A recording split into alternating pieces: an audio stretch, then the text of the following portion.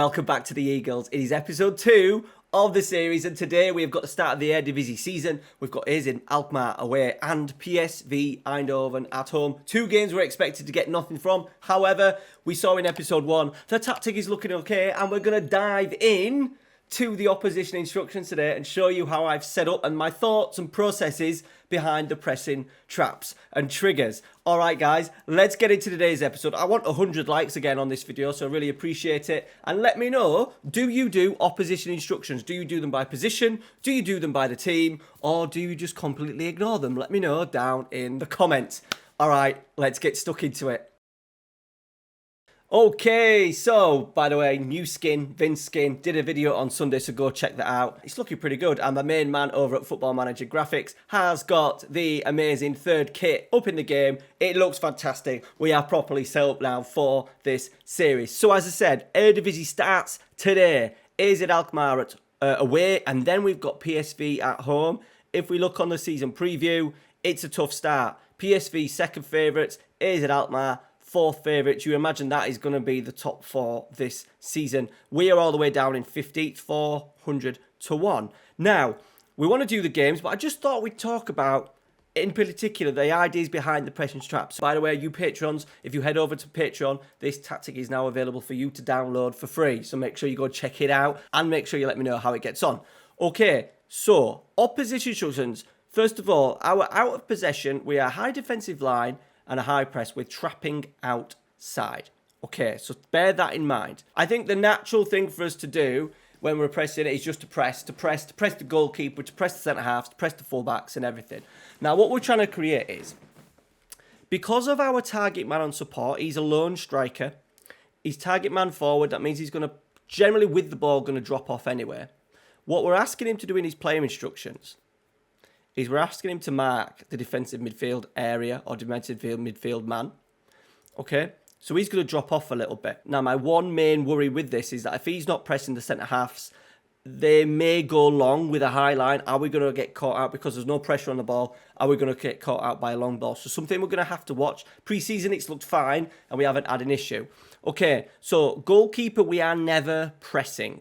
The 3 centre-halves, if it's a middle centre-half, left and right, depending if we play a back 4 or back 3, we are not pressing. The trigger press is never. We are, however, pressing the right back and the left back. We've also got tighter marking on, and we're showing them down the line. So by showing them down the line, obviously the right back, I'm showing onto his right foot, left back showing onto his left foot. That then fits in with what we've got in the team instructions, where we're trying to force them outside and we're trying to trap them outside. The idea is that we use the touchline, we force them one way, we use the touchline as an extra defender, and we press and we try and win in those wide areas. We're quite lucky, we've got the wing backs who are going to be a little bit more aggressive. We've obviously got the inside forwards, inverted winger as well, to help with the press. And then with that, we've got the tighter marking on, just so they're in a position that I'm more thinking about the inside forwards and the 2 wide players, 2 attacking wide players for us. The idea is that they're just a little bit closer to the fullbacks, with the hope that the press is a little bit more better. Obviously, they're going to be closer to fullbacks. They can get out there a little bit quicker. My main worry was that they'd be too far deep or too far narrow. And then by the time they've pressed and got towards that fullback, he's either clipped it down the line, he's moved it, he's shifted it. So I want them in an area where they can really press. That's my idea behind that.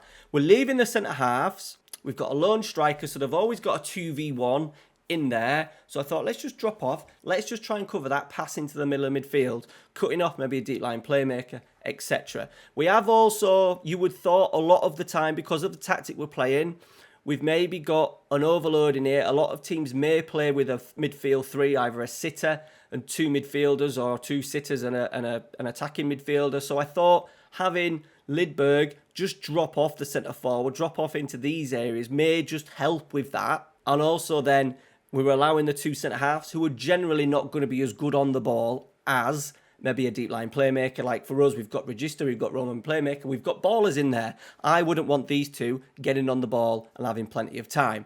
I also think we may get done with fatigue over time if we're constantly pressing. We have that centre forward to do kind of doggy runs, going chasing the goalkeeper down, travelling 30, 40 yards maybe at times to go closing down isn't going to help us. I think this and not pressing the centre-halves and the goalkeeper just gives us a little bit of time. They will then have a little bit more time, you would have thought, to slow the game down. It gives us a chance to maybe regroup. I think with a gegenpress, when you're constantly pressing, you can get caught out a little bit. And then with that press, constantly pressing, we're going to get caught out in terms of out of position. looking a little bit ragged all over the place. We don't want that. Everything in possession and out of possession is going to be calm and collected. All right. Wing backs are the same as the full backs in case they're playing with a back three. DM, DMCL, and DMCR. So if they're playing with a double pivot or a single pivot in there, we are pressing. Someone I imagine will always play with a DM at some point. So we've got tight marker on. I think that's going to allow us to squeeze up the pitch. I'm looking for that register and that roaming playmaker to be a little bit higher up the pitch. With the trigger press, as soon as it's in there, we're on, and then tackling hard. Okay, someone asked me in the comments as well in the first video about what I'm doing with the strikers. So if they play a front two, we are going to have our two wide centre-halves man mark. Then we've also got them to man mark tighter. The reason why I've done that is because when we get those turnovers in possession, maybe a corner, a cross into the box, if that deep line forward maybe drops off, I want the centre-half to go and engage. He's got two men behind him, so I want him to go in and press and be aggressive.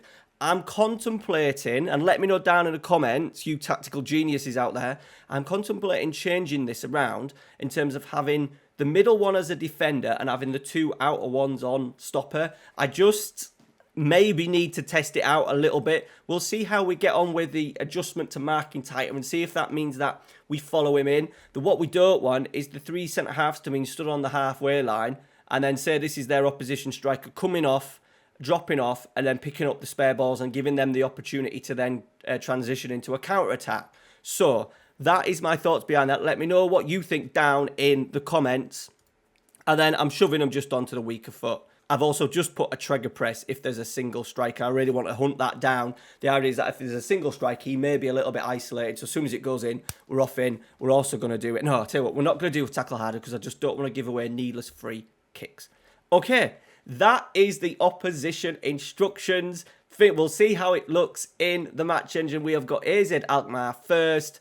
Who are there? They've got Pascal Janssen. Who are there? They've got Odegaard, which I think he was in Serie A for a little bit. Yes, Sassuolo, Inter, Koopmeiners' brother, Jordi Classy. Okay, it's going to be a tough one. All right, let's get into it. Right, all right, here we are. It is match day now. I'm stuck in between the two strikers in Finn Stokkers. Very similar.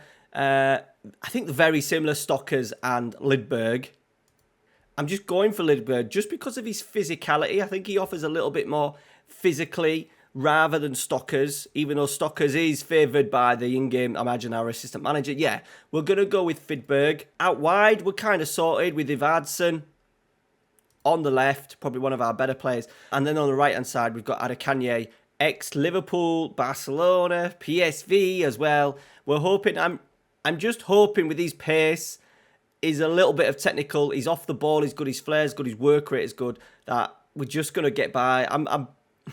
His strength is 9 and his stamina is 9. He's only 5'9" as well. What I do ideally want from my two wide players is big, strong, really athletic, aggressive wingers that are going to play as real inside forward. So something that we're going to have to try and recruit a little bit better in that area. We are asking them a lot. They're going to do a lot of pressing in those wide areas. And then we're just going to make a call in the midfield. We're going to bring in Williamson instead of Teki because Williamson is just a little, he's 6'4". His physicals are just a little bit better. He can't do the roaming playmaker. Romans can. So we're going to move them over. Romans can do that, no problem. He is still a little bit better physically, tackling 6. As I said, this is the two roles that I'm most unsettled on. We will have a good idea after today's games how these two are setting up, in particular against teams that we're expected to lose against. Okay, here we go. The Eagles' journey is starting, boys, right now. I'm going to say I'm a little bit nervous that things just fall off the cliff and we have to go to a 4-4-2. We can't do that. We've got to play our way regardless. And I'm just hoping that because we're predicted to finish third bottom, that the pressure is off a little bit and a mid-table finish may give us the opportunity just to develop the tactic, develop the system as we go. And I just want to try and recruit players for these positions and roles that you're familiar with. I don't want to have to change the tactic. I want you guys to know when I sign a left back, a left wing back, there's a reason behind that because they can do this, this and this and they can fit into our system.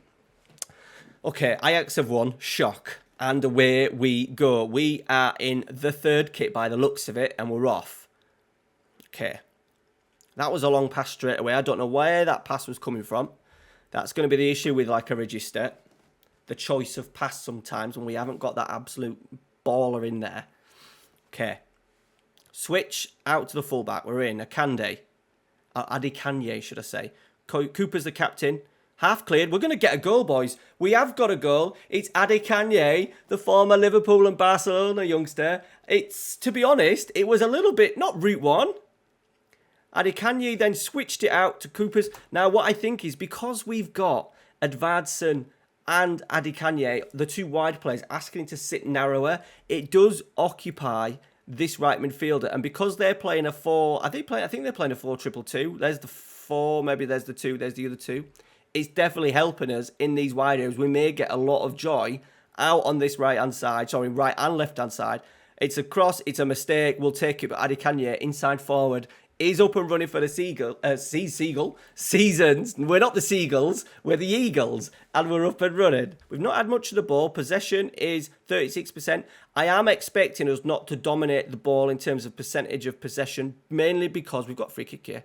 Mainly because of that standoff, and I imagine the goalkeeper and the centre-half are going to have a lot of the ball. And is it the bar Adikanye? Our opposition are going to have a lot of the ball in these deeper areas, so their two centre-halves are just going to get it, give it, and kind of just wait. And I think that's where the possession numbers are coming from. Yeah. And as you can see, the two highest passers in the team by a long way is Bazoa and Decker. 51 and 48, and both of them, look, are playing centre-half. So they're getting it and giving it. How many passes has the goalkeeper made? The goalkeeper's only made 15, so it's not going back to him, but they're getting the ball a lot. We're not pressing that, so that is maybe why the possession stats are a little bit lower than what we'd maybe expect for a team that's pressing high and trying to keep it. But we're half-time. They've not had a noticeable... Well, they haven't had a highlight. They've had 6 shots, 1 on target, 0.55 XG, 63% possession. I would like our passes completed to be a little bit higher than 86. I'm maybe just thinking that the register, we want to keep that register in, but is he overdoing it and trying to just play daft passes a lot? We'll really have to monitor that. We're going to really use the data in this series, and we will keep a close eye on that register and just making sure that they're not being too wasteful in possession. We are going to maybe watch some games on comprehensive highlights as well, just so we can get a real feel of that role. Right, we're coming up to 18. It's been a slow second half. That's the first highlight. We've created another chance. I think what we are going to do is, Edvardsen is struggling on this left-hand side. I am going to try and rotate strikers as much as we can. So we're going to allow Stockers to come on. And on this left-hand side, I'm keen on bringing youngsters in. I do want to bring Matt. So Markello is our youngster, our standout young player, 18 years old. I do want to give him as much football as possible. So we are going to go with him today. Now, we have got Cilia Sau. He's all right. He's not amazing, and he's in his prime. £2,500 a week. He's a player that I'd really like. To be fair, he is 6 foot. He's not a bad backup, but I would like to have him replaced, I think, and use that money a little bit better and go with players like Markello as backups. And what we are going to do is we've also got Martin Burden. So we're going to swap them round because Martin Burden likes to be on his right. Markello likes to be on his left, is it? Yeah, his left foot. So they'll do that job. Brilliant for us. Fresh legs in there. Middle of the midfield, we're okay. Romens is... So what we are going to do is we're going to change Romens as well. And we're going to put that as a defensive midfielder on defend. And we're going to bring on Evet Lindhorst. Tackling 10. We haven't got many tacklers. What's Techie for tackling? 5? Have we got a defensive midfielder that can actually put a tackle in? We've got a couple of centre-halves. He's 6'3". I tell you what, I'm going to put the centre-half in there. Centre-half in there. We maybe need to find that... we need to maybe just find a defensive midfield that can play, but that can also tackle as well. I think having two midfielders with below 10 defending in terms of tackling and stuff isn't great. And also we look at height, strength in particular. We do need to have a little bit of robustness about our play at times. Okay, they've got a highlight. We're into the last few minutes. Can we keep a clean sheet? Headed out by Bakker. This might be a chance for us to break. It's Markello, the youngster. He finds Coopers. We'll go with Kuipers. It sounds better. Burden, the substitute. He can put it in. He has tucked it in. And we are starting the season, boys, with a 2-0, fingers crossed, victory. We are going to go on to defensive. We have to be more disciplined. We're going to waste time frequently as well. We're already slowing the pace down. We've just had 3 shots on target, but they've been decent chances you'd expect us to take. I think that is a really controlled, disciplined performance. I think when you're on key highlights and your opponents don't get a highlight, I think you've done your job. What a start to the season. Let's move on. We're going to get straight into the next star performers. Kuipers, 2 assists. 2 clear-cut chances created. I think we need to monitor the data over maybe a period of 10, 12 games. So I think we're going to try and keep stuff. We're not going to worry too much in terms of that double pivot just yet. I think we need to give it time to settle in, bed in, and see how it does. Right, what a start. And now we're heading back to Deventer for the first home game of the season. All right, everybody, and we are back. It is PSV Eindhoven, Ruud van Nistelrooy's PSV Eindhoven. Once again, the step up now is huge. I'm not going to slag off De Jong because if I do, he will score. So I'm not going to say anything out of him. The middle 2, Xavi Simons, and one of my favourite players, Ibrahim Sangare. Potential, I think, of a Manchester United player in the future. Casemiro's getting to that age where, he's going to be good for a couple of seasons. I think he could be the man and should be relatively cheap. But they've also got Cody Gakpo on that left-hand side. He is going to be difficult, but we will see. He's 6'2". He's a baller at this level. Let's see how our tactic now really gets on with a team that are definitely a class above. They've started the season pretty well. Their first game. They've also played in the Champions League qualifier as well. They've got through there, and they've just beaten FC MN 2-0. I imagine they're one of the candidates to go down. Okay. Here we go. We're really a good test early on to see how good we are. If we can get a result out of today, we've started the season so well. I really want to see as well, because they're playing with that sitter, which I'd imagine is number 23 here, Veerman. I'm expecting them, and I'm hoping Lidberg, our number 9, is really sat on him and stopping him getting the ball. He's got passing 17. He's got vision 15. At this level, and he's 23 years old. He's a bit of a baller, isn't he? We need to stop him playing. So hoping that Lidberg will do his job. Okay, we've got a corner. First highlight of the game. Nobert to Romens. Back of the centre half. He shoots from distance. He's hit the post. We've hit the woodwork. In the first... Oh, God. Is this a break? No, it isn't. Okay. So what I've actually done as well with the custom screen, the tablet, we've got the passing network on here that I'm just monitoring. And on the right-hand side, we've just got the average positions. So maybe PSV, they've got a PPD of 6.05, and they've also got 38% possession somehow. So maybe this is the game that we're just starting to get hold of the ball. Maybe AZ Alkmaar were a team that love to keep it. So this is my worry, that we'll maybe get caught in transitions if we have those 2 central midfielders too high up the pitch. It's a set piece. Branthwaite's there, the Everton man, and he heads over. Are we going to make it to half-time? I don't think we're going to make any changes right now. We're not going to blow teams away. I think it's key to remember who we are, and we're not going to be able to blow teams away. And the idea is that we are really rigid when we haven't got it. I still think defensively we're okay. We are okay. We're 1-0 down, but I think we're going to be able to stay in games as much as we possibly can. We're still in this game. It's only 1-0. We're still in it. We just need to generate some opportunities, which we haven't done. We've had an XG of 0.1.